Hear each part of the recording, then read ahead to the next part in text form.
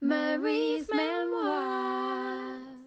Hi, guys, and welcome back to Marie's Memoirs on my VIP meet and greet. Today, we're going to be talking about artist management and the importance of, or, different aspects of it that maybe we should take into consideration as creatives or as an artist, singer, rapper. So, I've got somebody here with me who is an actual manager for artists, and his name is Ross Wills. Hi, Ross. How are you doing today? I'm all right. How are you doing? I'm good. I am good. I am good. So, I would like you to give us a little introduction of who you are and about your company as well. Um, okay, a little bit about me. Artist manager, music consultant. That varies anything from music like administration to consultancy with marketing strategies, that kind of stuff. And my company's called Anonymous Management. We've been going. That company particularly has been going for about 2 years. Okay. And yeah, before that it was just various other companies, freelance stuff. Um, so yeah, and by the way, my name's Ross Wills. And yeah, that's what I do. I'm not all rounder, but I specifically focus on helping artists get to the money, basically. Yeah. Okay. So, you're the perfect person. That's why you're here. So, could you help me out with what exactly um, is the role of an artist manager? Okay, so traditionally, what an artist manager is someone who helps you manage the process of your career. So if you think of an artist like a business, and the manager is essentially the manager of that business. So if you have a retail branch like a River Island, you would be the manager of that retail, like a Bullring branch, or so. But anything to do with the artist's career, when in respects to the entertainment field, so it could be music, acting, brand partnerships, recording contracts, publishing contracts. You kind of help them and advise them through that whole process. Okay. So, in regards to the advice that an artist manager is supposed to be able to provide, what do you think are the types of skills or qualifications that would be useful for you if somebody wanted to be an artist manager? What kind of Okay. skill set would they need in order to be successful in that field? Um, First and foremost is you have to be able to network. So be able to move in between rooms, have like a wealth of knowledge about the business that you're going into, um, and just be able to connect dots. Mm, Uh, the other plus thing is probably very good at admin, highly organized, yeah. uh, and be able to respond quickly. Because with a manager, you're kind of never off the job.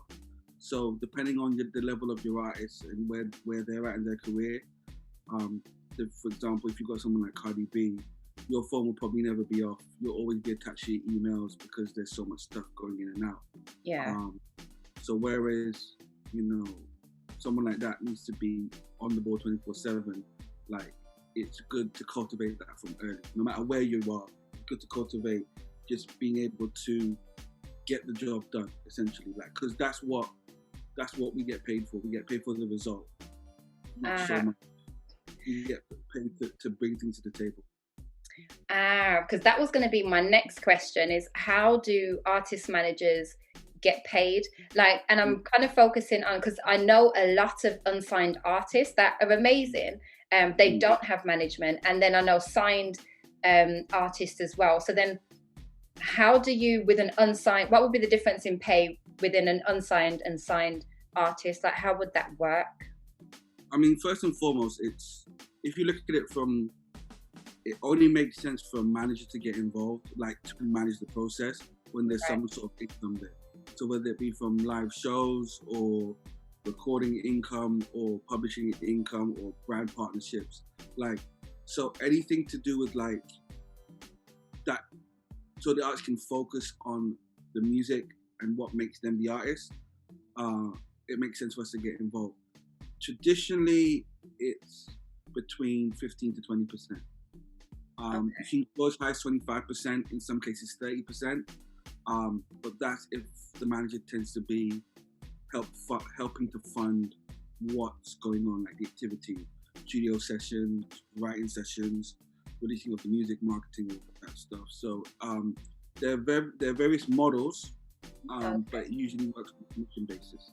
In some cases, you know, like for example, if I can't fully take on a client, I may say, okay, cool, I'll consult with you for a monthly fee. We'll keep me on retainer, and I will be here as an ad hoc kind of manager to help you through the process.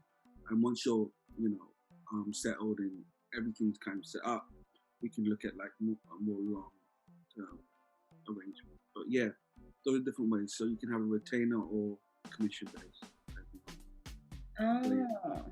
Because I was going to say, like, in regards to, because with an unsigned artist, if they're just kind of starting off brand new, they're probably not going to have like a massive following. So then, if their manager is getting bookings to perform at different venues, the prices that they're being charged, like most of the time, it's like kind of free events or like something that's not substantial enough to get a payment. Would that be on the artist manager to kind of be like, that's part of the development of? So then would artist managers charge for that? Because then that's just pennies.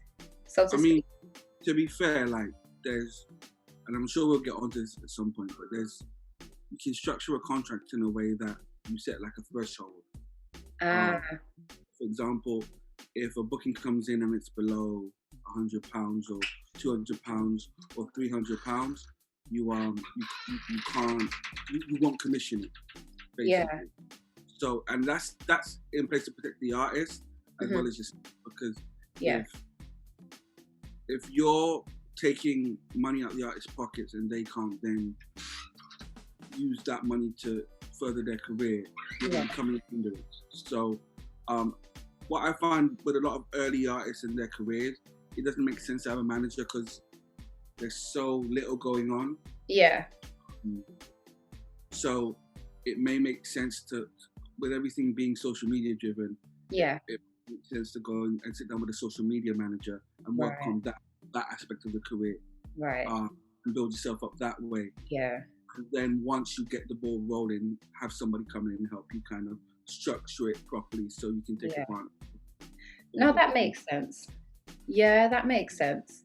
So then, in regards to artist management, what would you say would be, you've mentioned it, what would you say would be the importance of it? Because you did mention something earlier on where you said that, the artist can focus on being the creative, being an artist, and then the management would then focus on everything else. Would you agree that the artist manager, the importance of having them is so that they can focus on the networking and etc. and the bookings? Well, some artists like to be able to focus on just being in the studio making music, right? Yeah. And again, it's very dependent on where you're at in your career. So, for example, managers tend to come in like when an artist has started building a bit of a buzz, right? Because then they get busy and they can't have all the hands on the pies. Yeah. Right. But if an artist manager comes in like super early, it's because he or she is helping develop the artist along the way. Right. And more time, we don't look for commission on those things because we're helping develop. Right. But yeah, the importance is basically they help connect the dots. So if they know someone in the label that they feel your sound may be beneficial to, they might go to the person and be like, look, I think you need to sign this. They're kind of the people that are in the rooms that can talk about you when you're not talking about yourself. Yeah.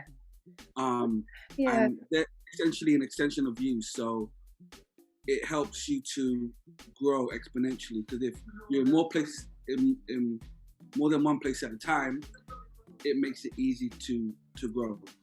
So for example, if I've got an artist and I'm in London and I'm talking and whatever, they may get dropped, and it then spreads the name. So you have that snowball effect of, Yeah.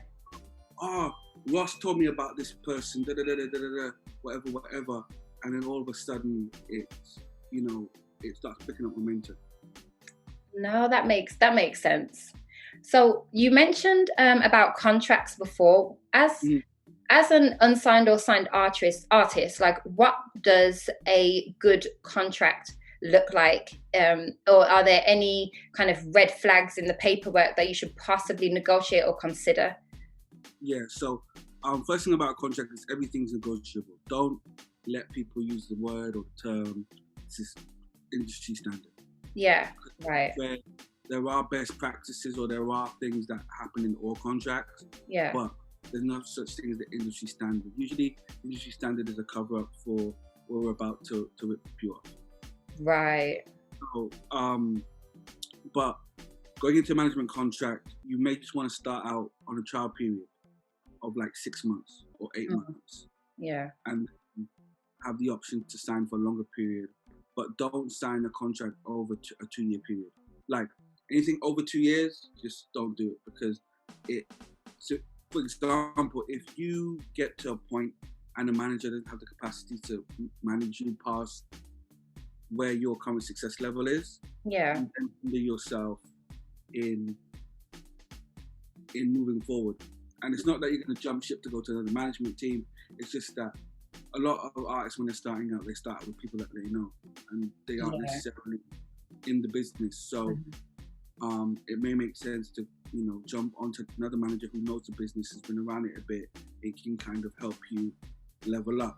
Yeah. And so, no longer than 2 years. Do not sign anything with the word perpetuity in it. What does that mean? I've never heard that before.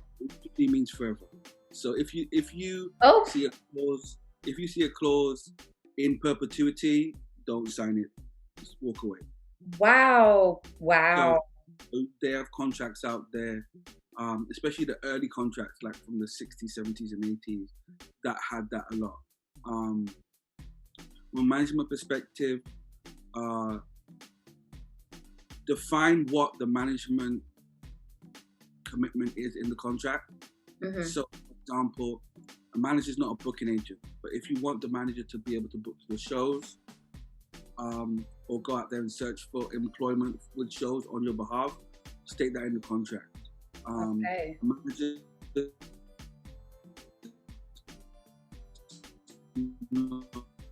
person you're getting better to invest in you, state that in the contract, or bring it up at some point and say, look, can you put XYZ amount of money into me over the next 6 months?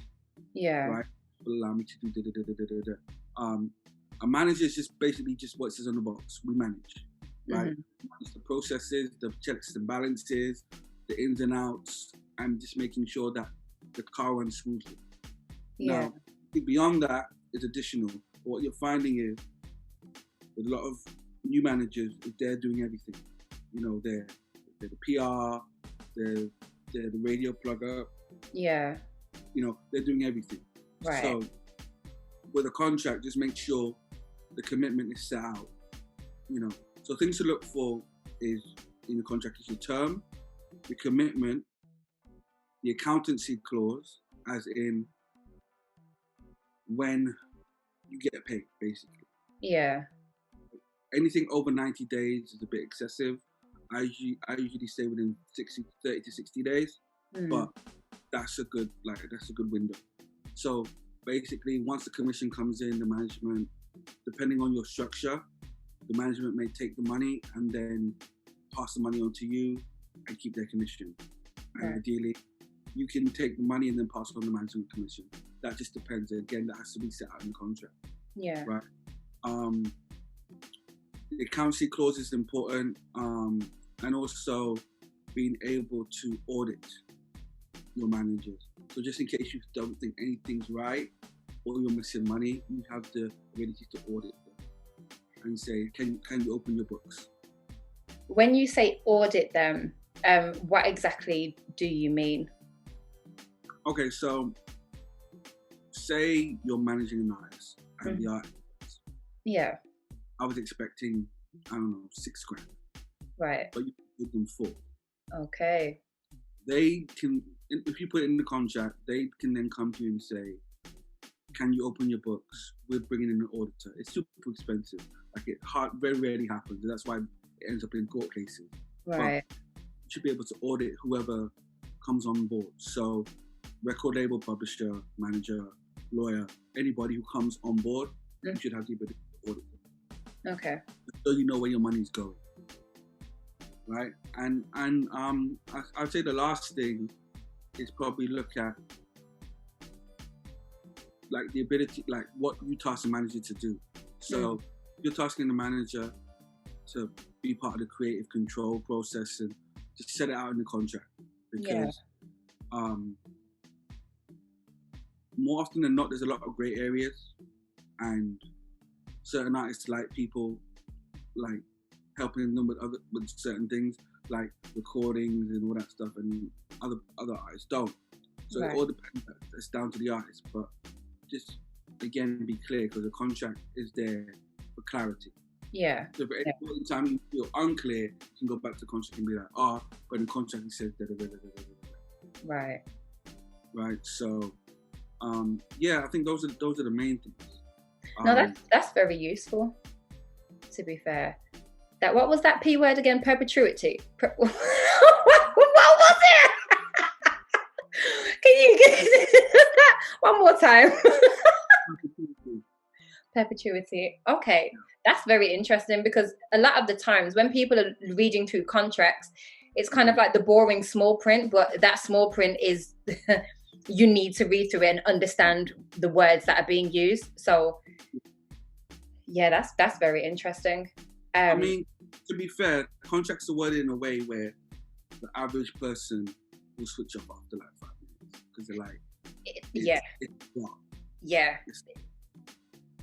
Yeah. So, and that's another thing. A manager and a good lawyer can explain these things to you. Yeah. And what they mean in the simplest way possible. Yeah. No, that's true. So you as an artist have control over what you do. But yeah, contract's super important. So please read them. Even if it takes you 6 months to negotiate, take your time. Yeah. Because it's what we're talking about. Yeah. So don't ever feel under pressure to sign something there and then, or if they give you a week, you can always extend that time if you need to, and just make sure that you're definitely happy with what's scripted before you sign anything away. I mean, they're going to come to you and say, you know what, can we get this wrapped up by next week? And there's nothing you saying, you know what, just give me 2 weeks. Let me. Yeah. No, that's true. So what kind of characteristics or obvious skill set should an artist look for when seeking management? For example, like, I'm a singer, I like to sing, but if I was to then be like, okay, I want to take it more seriously and I want an artist manager, how would I then look for, what are the kind of things that I should look for in an artist manager, apart from the fact that they call themselves an artist manager, or when you're having discussions with them, like, what would good look like? One of the first things I'd say is proven track record. So if you go to an artist manager and they've got a proven track record of doing a good job of breaking an artist or developing an artist, that's a good start. The second thing is to make sure they're proactive. You have a lot of managers who just kind of sit and wait for stuff to come in. Best managers are the ones who are proactive and kind of go out there and knock on doors. And by doing that, they kind of show you that they're fighting for you. Right. The third thing, and I think one of the most important things, is transparency and honesty. So you don't want to feel at any point in time that your manager is hiding anything from you. Yeah. Right. That's the quickest way. For example, if you guys don't have that communication and that relationship and that transparency, someone can come from the outside and be like, did your manager tell you that you've got this money over here? And it's something simple as that can make you go, I wonder why they didn't tell me I got this money over here. Right, yeah. Sinister. Yeah, yeah. Right? It may just be, you know what?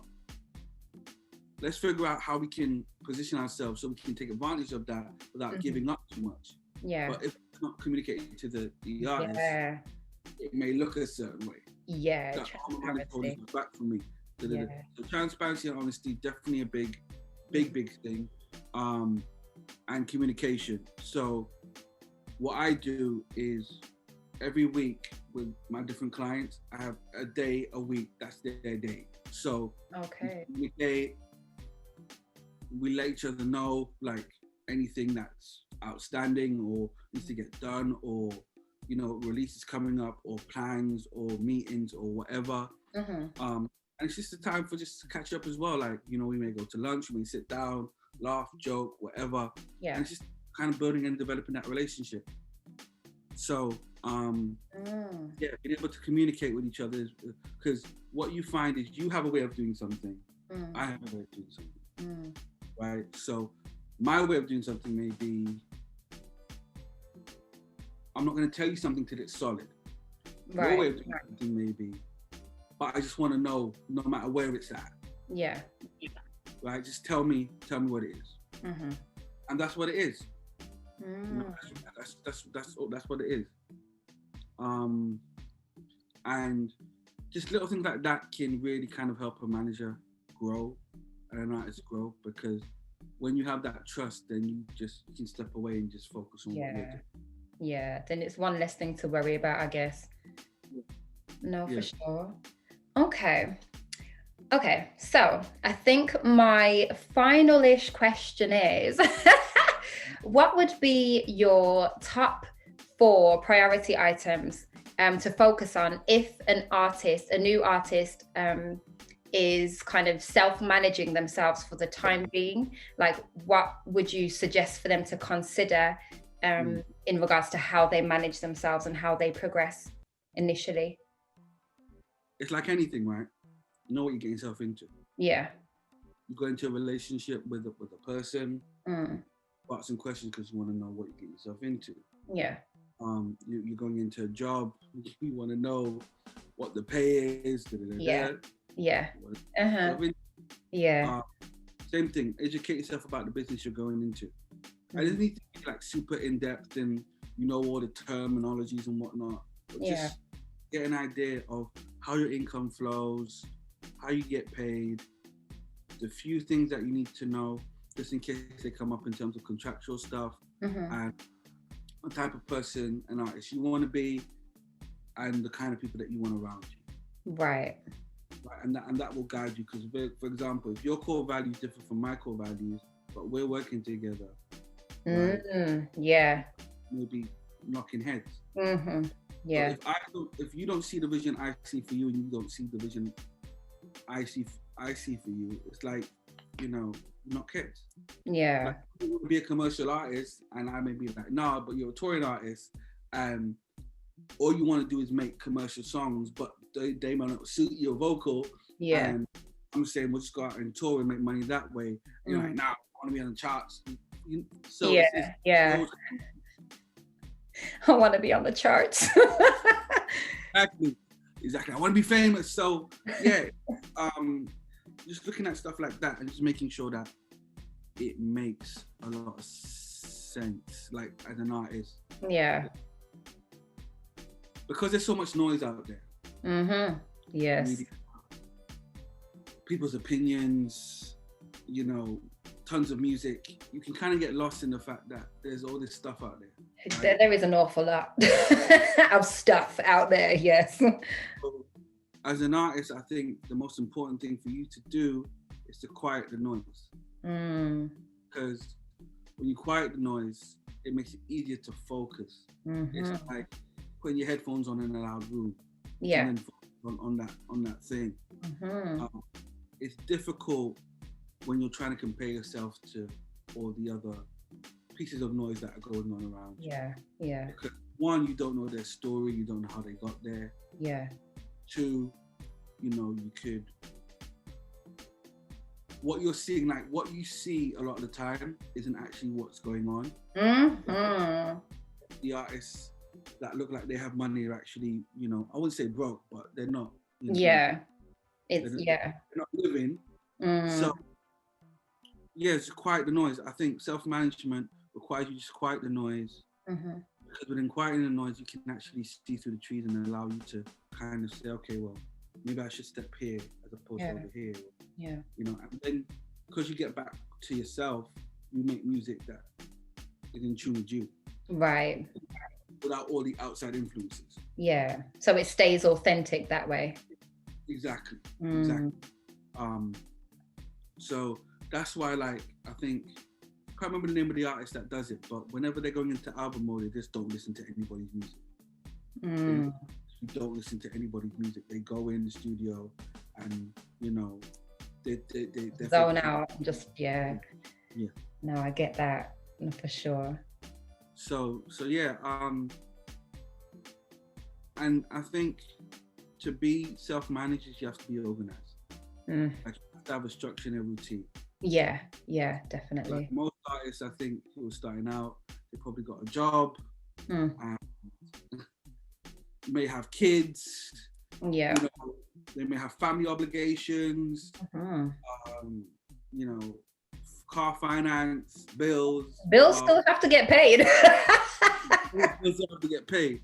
So being able to budget and stay highly organized is the key thing. Basically, if you work from, I don't know, 9 to 5, and then give yourself an hour break, and or 2-hour break, and from 7 to 11 you're working on your music. Yeah. Whether it be organizing your PPL stuff, PRS stuff, research on where you want to go next, that kind of thing. Yeah. But it has to be in a very super organized way. If you don't organize it, you can just, like, brethren calls you, you're like, yo, you want to come out for a drink? So, like, yeah, you're gone, and then that's hours you could have put into your craft, and it's a sacrifice. It is sacrifice, and it is when I'm gonna have fun. But if you know what you want, it's like a sacrifice. No, it's true. It's true.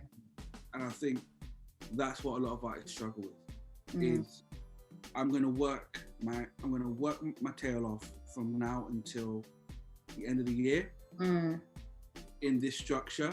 And if by the end of the 12 months I don't get where, you know, not where I need to, but if I'm not at least earning, set a bar for music, maybe I need to look and pivot and see, like, where I can go next. Right. But I have to give myself that chance to fail at something.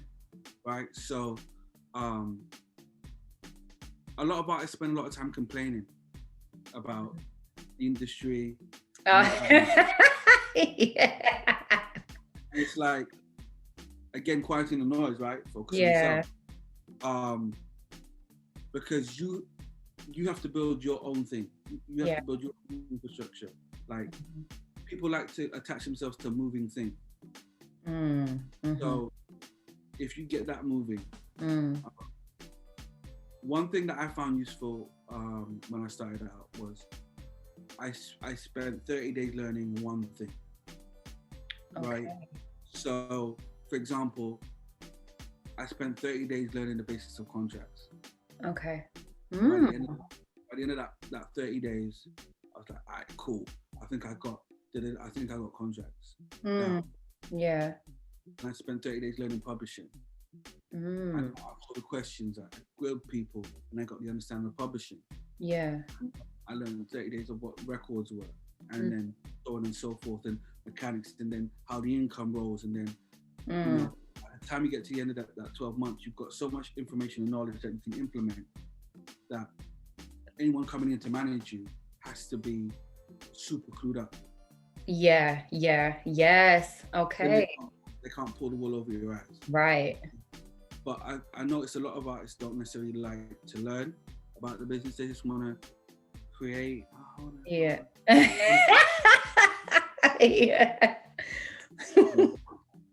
But it's music isn't like anything else in life. Like, you have to, you know, learn what you get yourself into.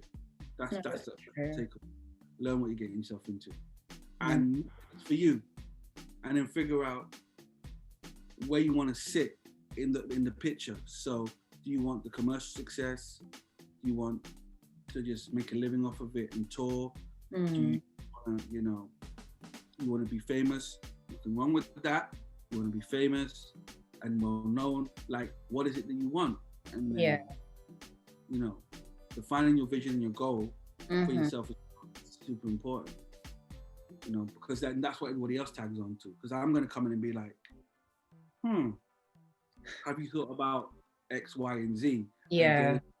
I'm gonna test you to see if you're concrete in your beliefs and your resolve and your like that one word won't just shake you and be like, oh my God, no.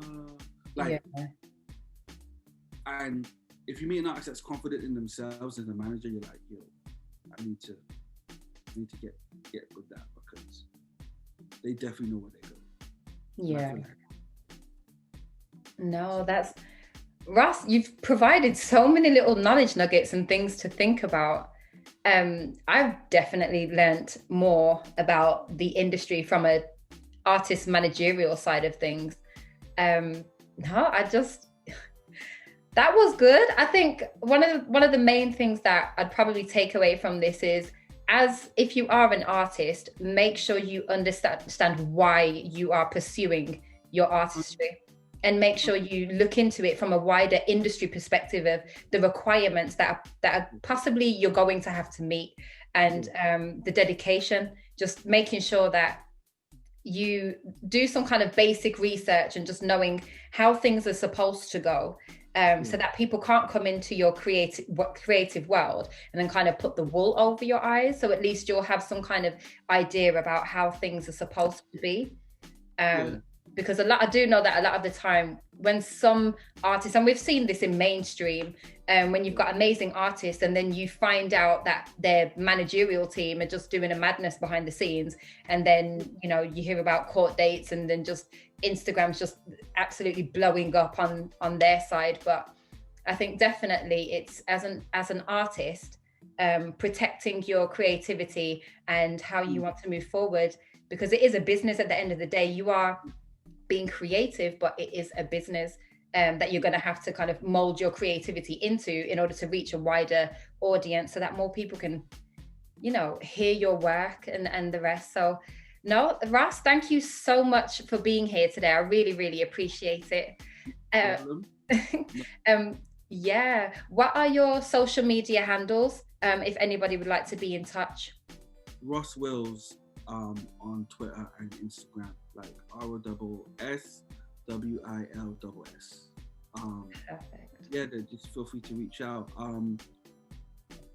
And just like, if you're reaching out, just let me know what you're reaching out for. Don't just say, hey, or drop a link to your mixtape, because I'm just like, yeah, I'm human, you know, asking how my day's going would be great. Because you never know what kind of day we're having. Yeah. So yeah, just reach out. And obviously if I can help, I'll try and point people in the right direction. Perfect. And yeah, it was great talking to you. Thank you. Marie's Memoirs.